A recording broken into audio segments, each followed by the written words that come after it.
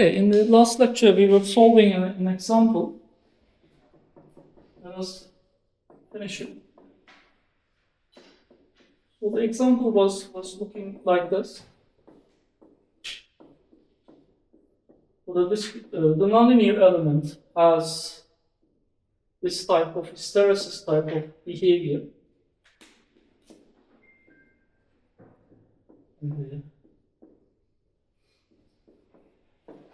And the system is low pass, and that is looking like this. So what we have to do is to find the properties of the oscillations. So the task was to find the properties of the oscillations of the system. So here we have found the describing function of this thing based on an earlier example, and it turned out to be the following function. So it is minus 4 over pi e hat j.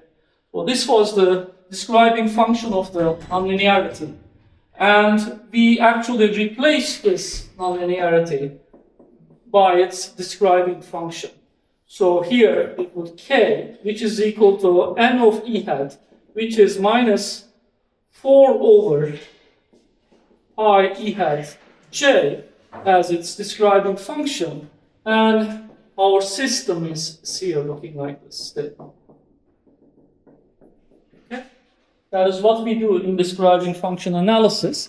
And then we actually try to enforce an oscillation in this linear system. So this is E of t, and we are actually enforcing E of t is equal to E hat sine omega t in this system. And that actually means that such system should have closed loop poles on the exactly on the imaginary axis. And actually that is going to give us the following equation: 1 plus k over s plus 1, s plus 4 is equal to 0. So this is s squared plus 5s plus 4 plus k is equal to 0. In this case, I need to ensure that at s equals to j omega, we need to have closed loop poles on the imaginary axis, and I need to ensure that k is equal to minus 4 over pi e hat j.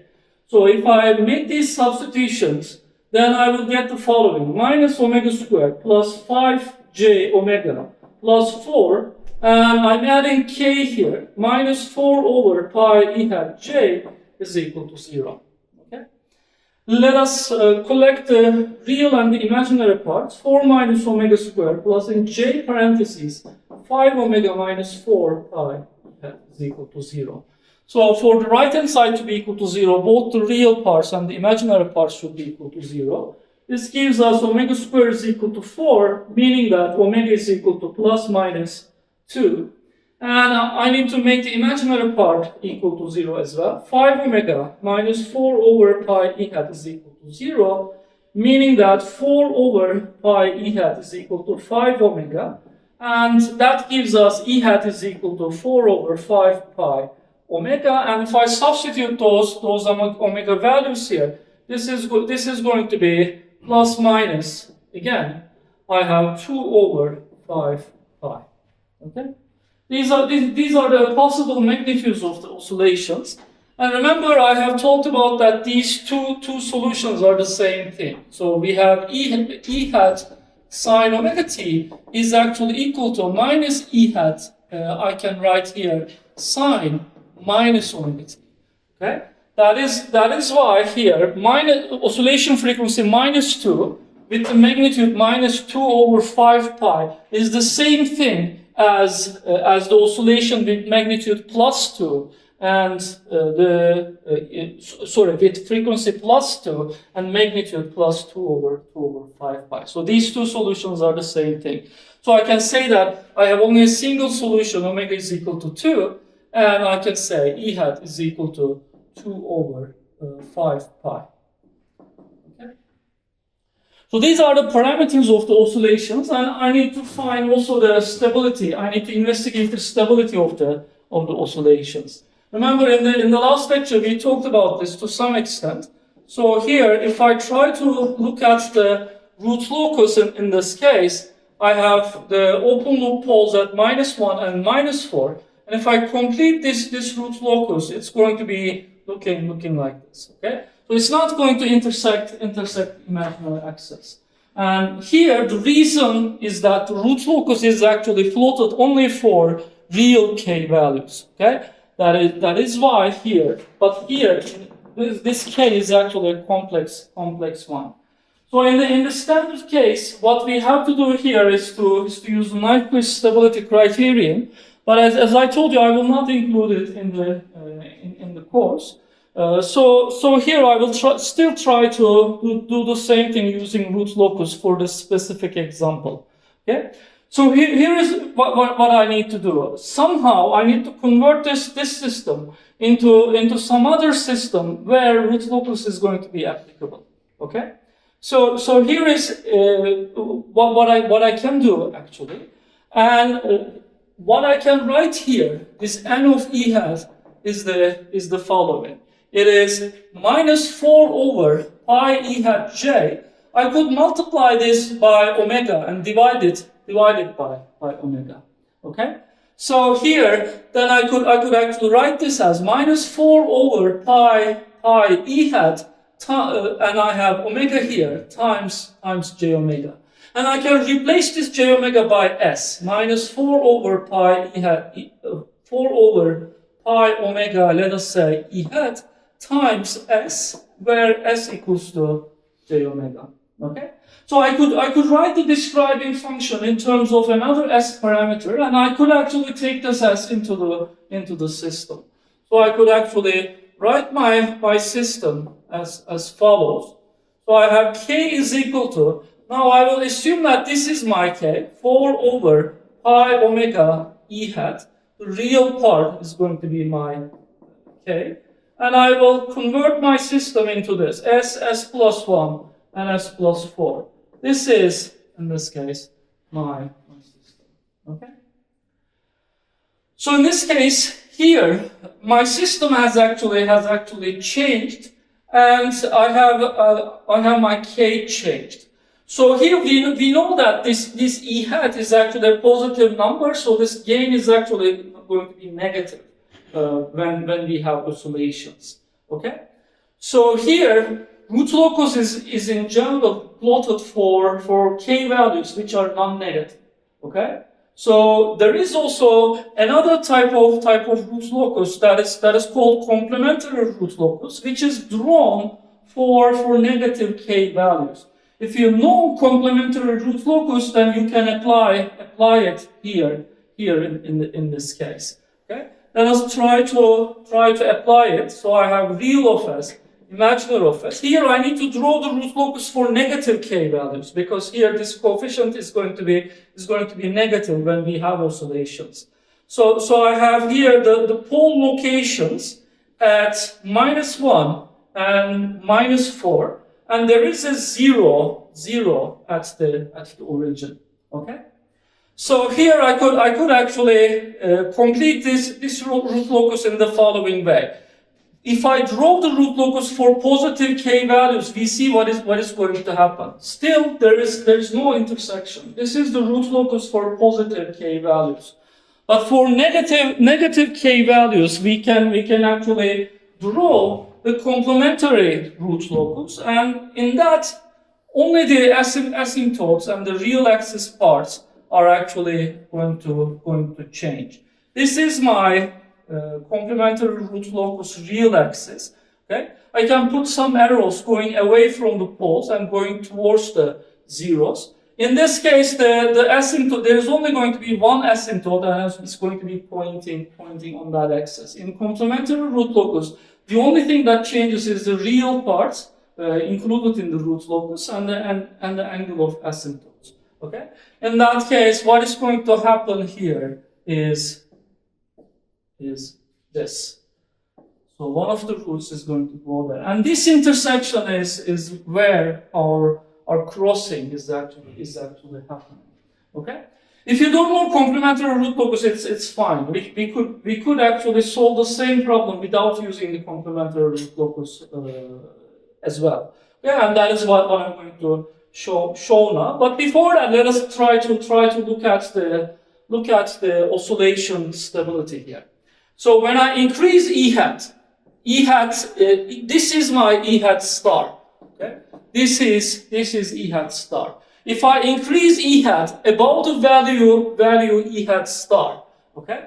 So if I take an E hat value which is slightly larger than this K is going to get smaller in magnitude, okay? And that is actually going to pull the closed loop poles to the left half plane, meaning that in that case this K is going to actually get smaller in magnitude, okay? And then the closed loop system will be stable. When closed loop system is stable, the oscillation magnitude is going to decay by itself exponentially back to the value E hat star. Okay?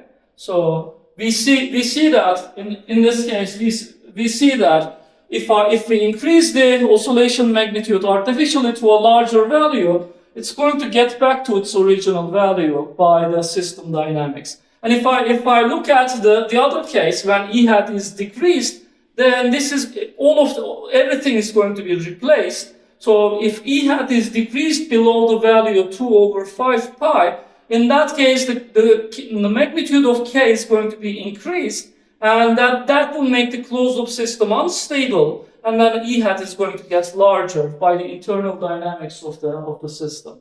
So in this case, from this complementary root locus, I could actually say that the oscillations are actually stable. Okay.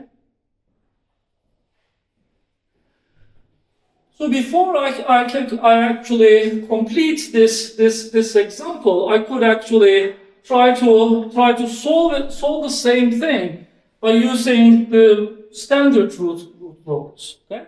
In order to be able to do that, I need a positive K coefficient here. All right. So to get a positive K coefficient here, I'm going to get rid of this minus sign as well. Okay. So here, the original describing function, K, is equal to n of, maybe I can actually call this as K bar, okay? So that we know that this K is different than the K in the original problem. Because we separated S here into this, and that became K bar. So here, the original K, n of E hat, is given as -4/pi E hat J. So now what I can do on this is the following. I can multiply this by omega cube, and I can divide it by omega cube. Okay? So that is going to give me the following. 4/pi E hat omega cube times I have minus J omega cube. So now you see what this thing is. This is going to be S cube, or when I set S equals to J omega. Okay? So that is going to give me the following: 4/pi E hat omega cube times S cube, when S is equal to J omega. Okay? So now I could actually take that S cube into my system, and I could draw my new system as follows. So I have here just this. Let us say this is K double bar. Okay, that is equal to 4/pi E hat omega cube here, and I will take S cube into the system. Okay, and I have S plus 1 and S plus 2. So in this case, you see that our system has changed, but now it has more zeros than actually poles. Okay, so you have to consider that in your root locus. Okay, so I could actually now try to draw the root locus, and I know that for E hat at omega values that I have found here, this gain is going to be a positive one. So that actually means that I could draw my standard root locus. So here, that is real of S, and I have imaginary of S. This is S plus 4, I think. So I have minus 1 and minus 4 here. And at S equals to 0, I have triple zeros. Okay? So now let us try to fill in the root locus real axis, okay? And I would fill these parts. Okay? I see that one of the poles is going to go to this one of the zeros here, and the other pole should actually go to this zero. How many branches are there in the root locus in this case? How many branches? How many trajectories am I drawing in this root locus? In this case, the number of zeros is actually larger than the number of poles. So what is the order of the characteristic polynomial for such a system? So when I look at this system, I have 1 plus k double bar times s cubed divided by s plus 4, s plus 1, and s plus 4 is equal to 0. The order of this thing is n. The order of the open loop transfer function is n. The number of open loop zeros is n, and the number of open loop poles is n. And in that case, this would give me the following: s plus 1, s plus 4, plus k double bar s cubed is equal to 0. What is the order of the characteristic polynomial? This is my characteristic polynomial. What is the order? 3. It's a third order characteristic polynomial. So in general, the number of branches in the root locus is the maximum of n and n. Okay? So here I need to draw 3 trajectories in this case, 3 pole trajectories. So here, how many asymptotes do I expect? The number of asymptotes is actually n minus n absolute value. Okay? So here, the number of asymptotes is going to be just 1. What is the angle of the first asymptote? Angle of the first asymptote is going to be given by this formula, and it's going to be 180 degrees. That means that I have an asymptote that is actually looking like this. Okay? It's going to point into the 180 degree angle.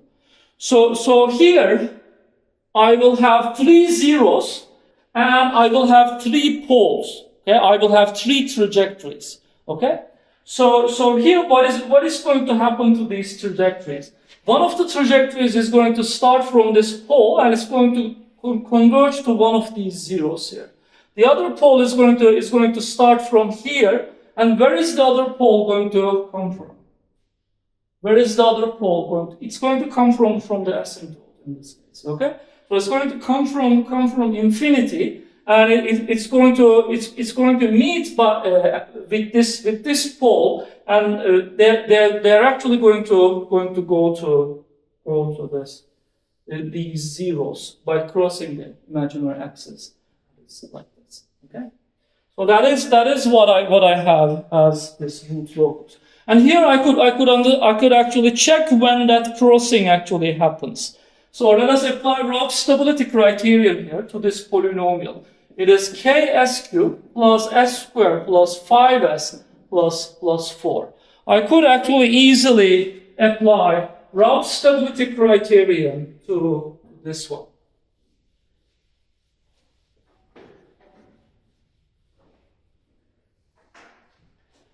So here let us write s cubed, and I have here k, and I have s squared, and I have let us write k and 5 here, and I could actually put here 1 and 4, and I have s here. It is 5 minus 4k and 4 here. Okay, this is the Raup array for our polynomial, and we see that here.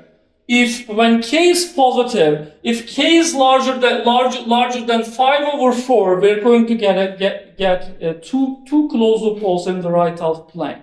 Okay, because there will be, when k is positive, let us say that k is positive. That is where we are drawing the root locus for. And here, when k is positive, we see that if k is larger than 5/4. We see that the signs are going to be plus, plus, minus, and plus. We will have 2 closed loop poles in the right half plane. Okay, the number of sign changes is 2, and that actually shows us that these poles are not converging to these zeros in the left half plane. They are instead passing into the right half plane, and then they're converging to these zeros. And actually, if you substitute k double bar, if you substitute k double bar is equal to 5/4, you're going to get exactly what is the omega value here? How can I find where the intersection with the imaginary axis is happening? If k is equal to 5/4, this part is going to be 0. Let us say that this is k double bar still. Okay? And I could actually say this. So this is k double bar, and when k double bar is equal to 5/4, how can I find the intersection points with the imaginary axis? I go to the auxiliary polynomial, and in that case, the auxiliary polynomial is s squared plus 4. That actually means that s is going to be plus minus 2j. And that is actually giving us the frequency of oscillations that we have already found. Okay? So we have actually found in this example, omega is equal to either plus 2 or minus 2 at that intersection. Okay? And if you substitute omega is equal to plus 2 or minus 2, and if you equate k double bar is equal to 5/4, in that case, what are you going to find? What will you find the E hat?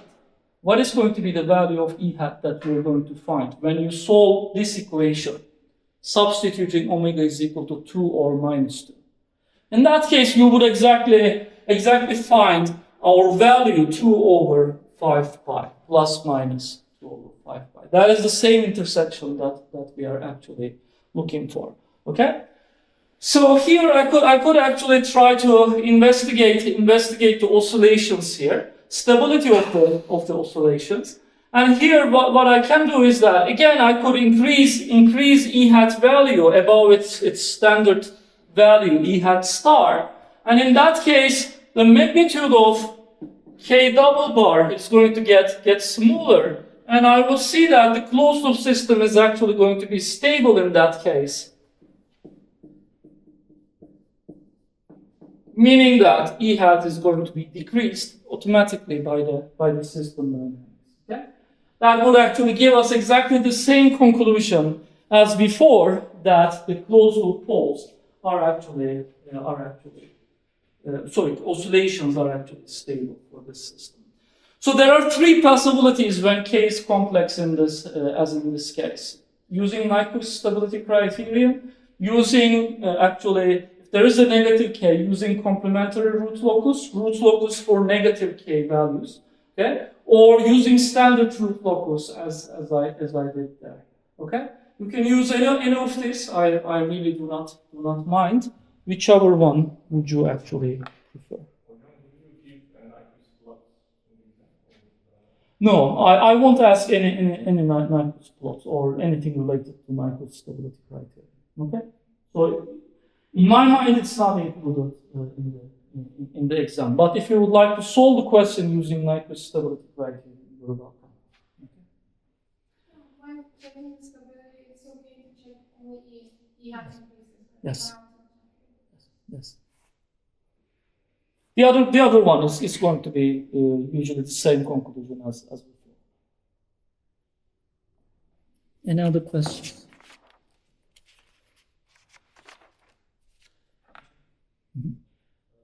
What is the meaning of significance of the AW axis crossing magnitude here? Sorry, imaginary axis crossing. It means that this system has closed loop poles exactly on the imaginary axis. That is what we have done. And here in this system, we want E to be E hat sine omega t. Okay, and that would actually mean that this linear system has closed loop poles on the imaginary axis.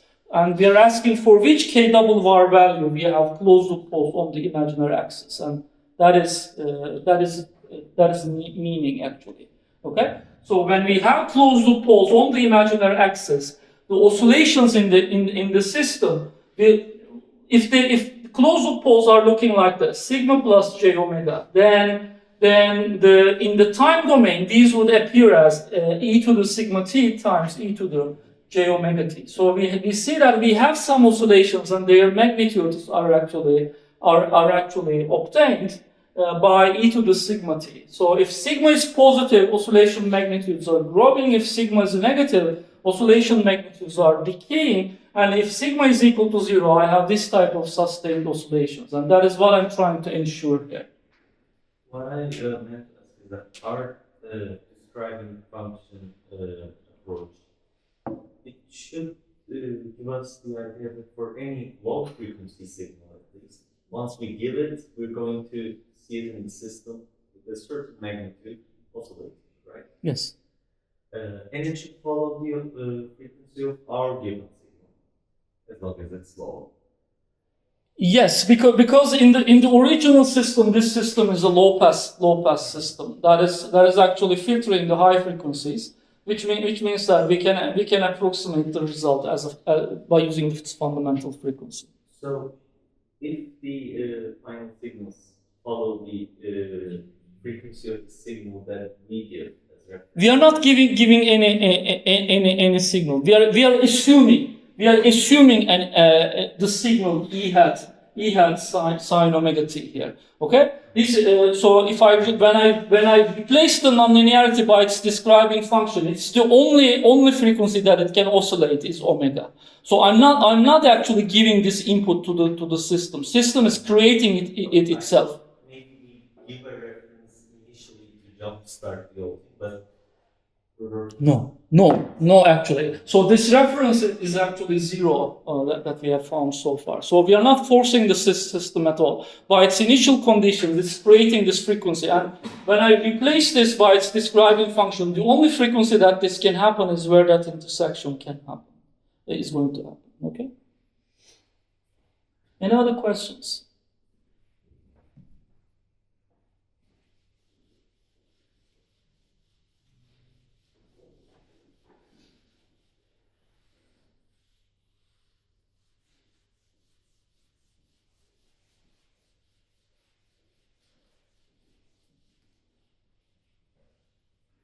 So far in the systems that we have covered here, the system had reference exactly equal to 0. Okay, so we had a nonlinearity here, f, and we had a linear system g of s here, and this was the system of interest in describing function analysis. And in that case, what we did was we actually assumed an oscillatory signal here at e of t, which is E hat sine omega t, okay? And then, after f, we approximated the signal by the following. A0 plus A1 cosine omega t plus B1 times sine omega t. These are the only three components left, assuming that G of s is actually a low-pass system, okay? So far, we have assumed that this f is actually an odd function, meaning that this a0 was exactly equal to 0. But this really does not have to be the case all the time. Sometimes this f is not going to be an odd function, and in that case, this a0 is actually going to be a non-zero signal, non-zero DC bias there. Okay. So what can we do when we have a non-zero bias there? In such a case, it is still possible to actually have an oscillation sometimes under some conditions. So what would happen if this A0 actually passes from this system? What is going to happen to A0 at the steady state if it passes from this G of s? It is going to be multiplied by the DC gain of the system, okay? So here, the DC component at this part is going to be G of 0 times A0, okay? Plus some sinusoid and cosine corresponding to these two components, okay? Plus some other terms. So this DC term is going to come here. Okay, so here, so this R is if let us say that this R is constant in that case. Okay, not only equal to 0. In that case, if R is constant, then what is going to be the DC term at this part? What is going to be the DC term at this part? It is going to be R minus G of 0 times A0. Okay? But what do I want this DC component to be? If I want E of t exactly equal to E hat sine omega t without any DC bias, what should this difference be in that case? It should be 0. Okay? So in that case, we could actually complete the harmonic balance for a 0 frequency. Okay, and in that case, if we choose R is equal to G of 0 A0, then the system can oscillate again with the same property of E is equal to E hat sine omega t. Okay, so and in that case, this R has to be selected to be a non-zero DC input to the system. It is not going to be selected to be exactly equal to 0 as in the earlier examples that we have seen. Okay, when R is not equal to 0, when A0 is not equal to 0, the oscillations that we get in the systems are called forced oscillations.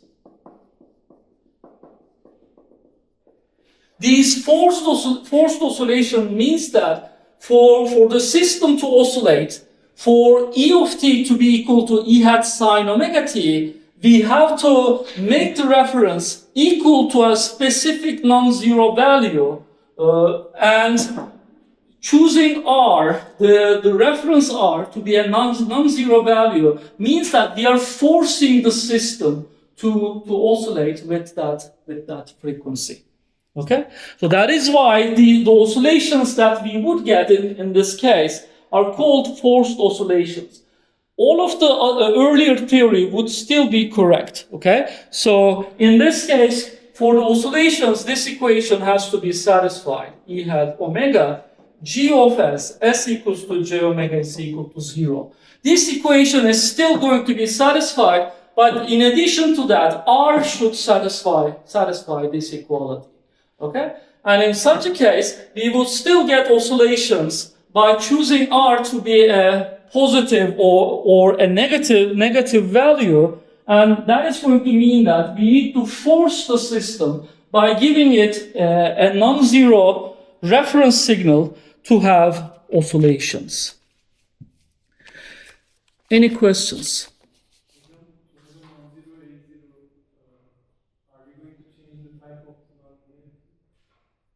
In general, this is not going to happen when we have an odd nonlinearity. If the nonlinearity is odd, in that case, A0 is actually going to be exactly equal to 0, and the reference signal should be equal to 0 in that case. Okay? But only when R is non-zero, we would call these oscillations to be forced oscillations. Okay? So when R is equal to 0, this means that we are not giving any input to the system, but it still oscillates by its initial conditions. Okay? But when R is non-zero, we have this forced terminology. But the theory is actually correct when A0 is equal to 0 as well. Okay? If A0 is equal to 0, the reference input should be equal to 0 as we had it in the earlier examples. Any other questions? We don't give an appropriate reference signal so that there is no oscillations. Can we not use the describing function? In that case, you need to modify the describing function theory. So, how did we apply describing function theory? So this was our nonlinearity, okay? And in that case, we actually had we set this E to be E hat sine omega t, okay? In that case, if this R is not actually equal to this number, in that case there will be a DC component here. Okay? So here there will be a DC component which is going to be alpha. And in that case you would have to modify your input sinusoid by including that DC bias into your nonlinearity. Okay, and that's going to be much more difficult in that case, because when this DC bias changes, this A0 is going to change as well, and you won't know alpha, and you won't know A0. In that case, it's going to be much more difficult to calculate the resulting oscillation. Okay, but yes, you can do. But in that case, you need to change the definition of your describing function somehow, or calculation of the describing function. Any other questions? So this is actually quite nice. Forced oscillations are actually quite nice to design oscillators, actually. Okay. So for example, if you don't want the system to oscillate with some frequency, then you could actually set R is equal to 0. You don't give any input, or you give another DC input, which is not satisfying this input here. But when you actually satisfy the input constraint, this one, you would know that your system is going to oscillate with that frequency that you like. So that might be actually used in oscillator design of systems.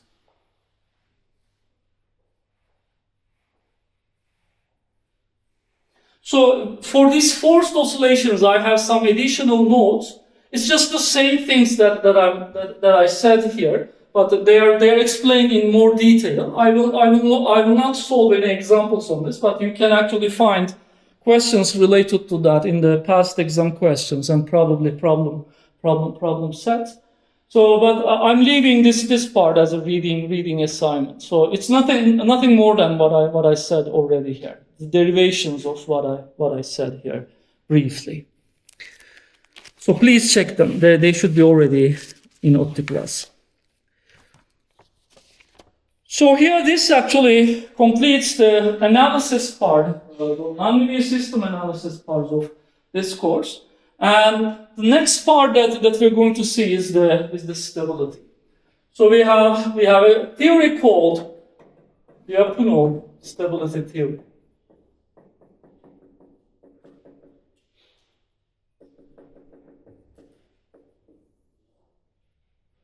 Sometimes this is called internal stability, so it's the same name. So we have x dot is equal to f of xu type of nonlinear system, and when we look at systems, the response of such a differential equation is dependent on two things.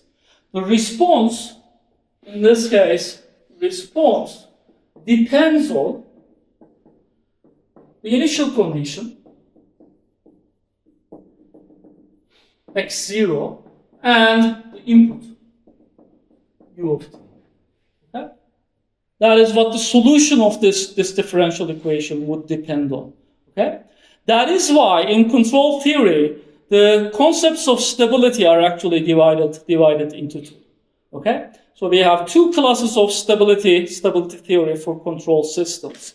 And in the course EE404, you have seen only one of them, and which is going to be the input-output stability type. But you might not have seen, maybe in some other courses like 402, you might have seen something called asymptotic stability. I don't know. But that type of stability is different than the BIBOS stability, input-output stability. And it's called the internal stability, or the Lyapunov stability. So in general, stability in control theory is divided into two. Okay? The first part is maybe the easiest part, is input-output stability. Sometimes it can be input state stability as well. Okay? But the input-output stability is stability with respect to the input.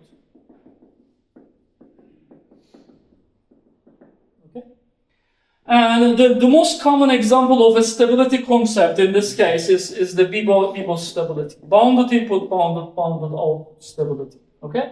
That is the first type of stability, and that is what we teach in this department in our first course, EE404. Okay? So we generally do not talk about the internal stability in 302 at all. And the second type of stability is called Lyapunov stability, or sometimes it's called internal stability. And this is stability with respect to the initial conditions.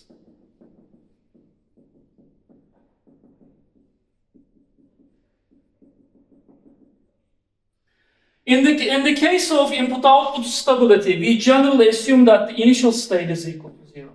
Or we can assume that initial state is a constant value. Okay? So when we consider input-output stability of linear systems, for example, we look at the poles of the transfer function. And the transfer function is something related to the zero state response. So we assume that the system has 0 initial states. When we investigate input-output stability, we set x0 to be equal to 0 in the systems. Okay? And we actually do a similar thing when we investigate stability with respect to the initial states. In that case, we set u to be a constant. Okay? So when u is a constant, this system would turn into an autonomous system. Okay? So if u is a constant, then the system would turn into an autonomous system, and then we investigate Lyapunov or internal stability of the systems with respect to initial condition by converting these systems into an autonomous system. So we won't have any input in that case in the system, and we will investigate stability only with respect to the initial states of the system. Okay? So in that case, if u is a constant, we know that the system is going to turn into an autonomous system whose differential equation is going to be looking like this. Okay? So this is only defined for autonomous systems.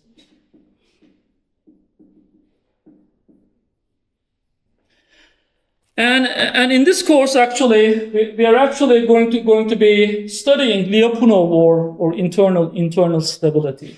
So you know some things about the input-output stability. In this course, we will look at the nonlinear systems in terms of their Lyapunov stability or their internal stability.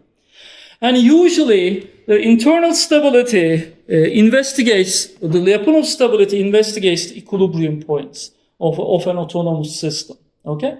So here, when we talked about the Lyapunov stability, we will consider a specific equilibrium point of a nonlinear system or a linear system, and we will say whether the equilibrium point is stable in the sense of Lyapunov or not stable in the sense of Lyapunov. Okay.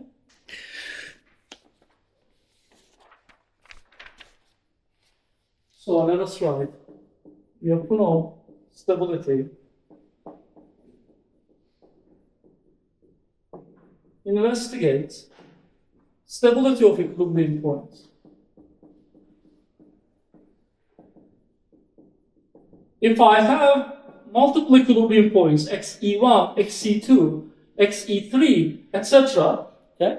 If I have multiple equilibrium points, each one of them can be stable in the sense of Lyapunov or unstable in the sense of Lyapunov. Okay? So let us say, for example, this one can be stable. This one can be let us say unstable, and let us say this is also unstable. Okay? So a single nonlinear system can have multiple equilibrium points, and the stability decision for each of those equilibrium points might be actually different from each other. So in that case, it really doesn't make sense to talk about the stability of the actual nonlinear system, because nonlinear system can contain multiple equilibrium points, and some of them can be stable, some of them can be unstable. Then this actually means that talking about the stability of the actual nonlinear system does not make sense in Lyapunov stability. In the case of an input-output stability, we say that the linear system is bibostable if the poles are in the open left half plane.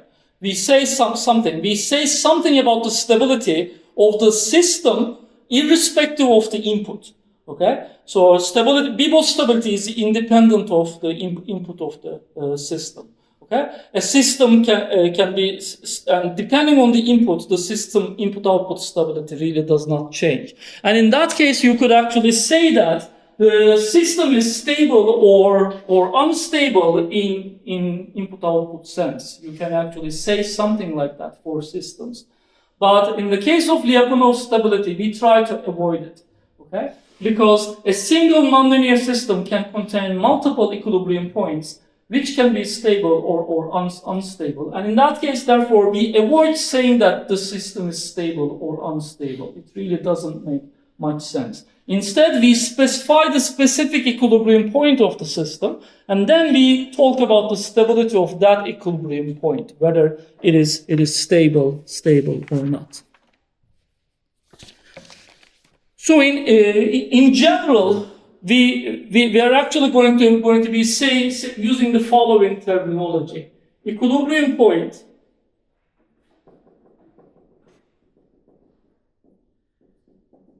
we could actually use the following terminology. Sometimes I will say, is Lyapunov stable? I could actually say this, or I can say, is Lyapunov unstable?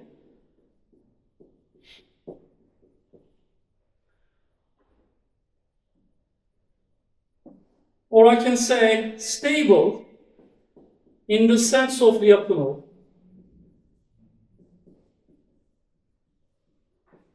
We will this is the most common one, and we put these ISL letters to actually specify that stability is in the sense of initial condition, the stability in the sense of Lyapunov.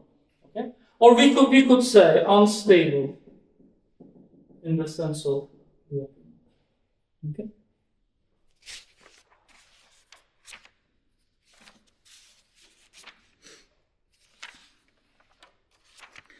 When you look at sources, when you look at the literature on Lyapunov stability, you would actually see that people are always assuming that in investigating Lyapunov stability, people would always investigate stability of equilibrium points at the origin. Okay? So when you have a system, when you have an autonomous system, the system is actually looking like this. X dot is equal to f of x. And people would always investigate. The whole Lyapunov theory is investigating the stability of the equilibrium point of the system at the origin. Okay? The question is this a loss of generality for the literature? So do you think the literature is actually losing the generality when they investigate only the Lyapunov stability theory for an equilibrium point at the origin? The answer is obviously not. Suppose that we have a system which has an equilibrium point not at the origin. Okay? Let us say xc is not equal to 0. So we have actually seen this. We can always define a new state variable, and we could write the nonlinear system in terms of that new state variable, and that new nonlinear system with respect to that new state variable can have an equilibrium point exactly at the origin. So we could actually define the state variable x minus xe here. And if I look at the system equations for z, I will get z dot is equal to x dot, which is equal to f of x, and that is equal to f of z plus xe. And I could actually define this function to be f bar of z. Okay? So in that case, I would get the new system z dot is equal to f bar of z. Okay? And where does this new system have its equilibrium point to it? At the origin. So we know that here we know that f bar of 0 is actually going to be, by the definition of f bar, is going to be f of xe. And that is actually going to be equal to 0. Okay, so we see that the new system has actually its equilibrium point exactly at the origin. Okay, so it's not actually a loss of generality to assume that the equilibrium point is always at the origin. Because if it is not, we could actually define a new system, an equivalent new system, which has its equilibrium point exactly at the origin in the new coordinate system that you define. Okay? That is why the Lyapunov stability theory would always investigate the stability of the equilibrium points at the origin. This is not really a loss of generality. That's all for today. Thank you very much.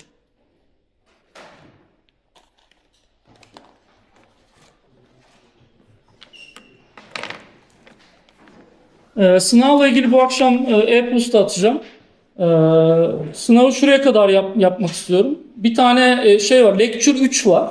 Lecture 3 dahil olmayacak. Şu notlar var. Determining the limit cycle properties using describing function analysis. Okay? So, bu notlar dahil olmayacak sınava. Dolayısıyla Lecture 1, Lecture 2 notları dahil olacak. Lecture 3 dahil değil. Bu akşam bunu anlatan bir e-posta gelecek size. Tamam? Söyledim. Çıkmışta söyledim de sadece şey soracaktım. Şimdi bu sistemlerimiz lineer olduğunda equilibrium zone oluşuyor ya bir tane. Evet. Yani A'nın determinantı sıfırsa. Bu zondan dışarı doğru trajektörler çıkması gerekiyor mu yoksa sadece... Çıkmaz. Yani şöyle.